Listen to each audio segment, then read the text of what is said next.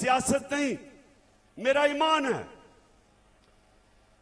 कि वो कौम, मुसलमान कौम, जब तक ला इलाहा इल्लल्लाह का मतलब समझते नहीं और अपने दिल में ला इलाहा इल्लल्लाह को नहीं जानती, वो कौम हकीकी तौर पे आजाद नहीं हो सकती।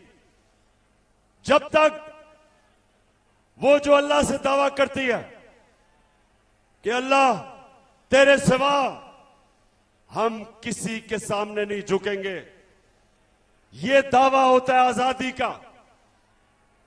और दूसरा कि जब तक एक कौम मेरे नबी सल्लल्लाहु अलैहि वसल्लम की सीरत पे नहीं चलती, उनकी सुन्नत पे नहीं चलती, वो ज़हनी तौर पे आजाद नहीं होती, उसका किरदार ठीक नहीं होता।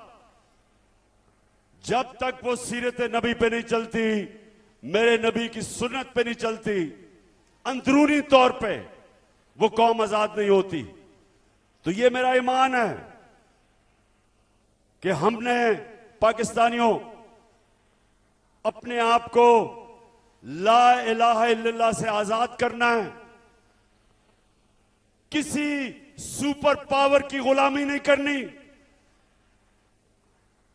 किसी के खौफ से उनकी जंग में शिरकत नहीं करनी। जो पख्तूनख्वा ने सबसे ज्यादा कुर्बानी दी कि हमारा हुक्मरान खौफजदा होके हमें उसने अमरीकनों की जंग में शिरकत करवा के 80,000 पाकिस्तानियों की कुर्बानी दी, जिधर पख्तूनख्वा ने सबसे ज्यादा कुर्बानी दी। तो जो मैं आजादी की बात करता हूं, हम फैसले अपने मुल्क के लोगों की मफादात के लिए करेंगे, अपनी कौम को किसी और मुल्क के फॉरेन पॉलिसी के लिए कुर्बान नहीं करेंगे। यह है आजादी। और दूसरी चीज, कुरान में अल्लाह कहता है जो लोग ईमान ले आए अल्लाह उनके खौफ दूर कर देता है।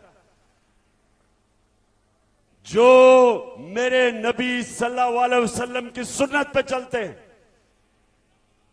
ज़हनी तौर पे आजाद हो जाते हैं। जब ये बातें करता हूं तो इसलिए नहीं करता सियासत चपकाने के लिए, या आप सब जानते हैं इन्होंने इस्लाम को बेचने की दुकानें बनाई हुई हैं।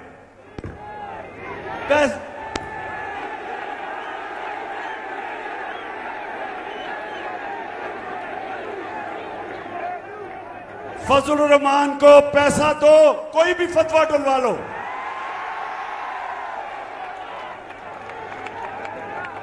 तो सबसे पहले ये जो मैं आपको हकीकी आजादी की बात करता हूं, इंशाअल्लाह इसी तरह हमारी कौम एक अजीम कौम बनेगी।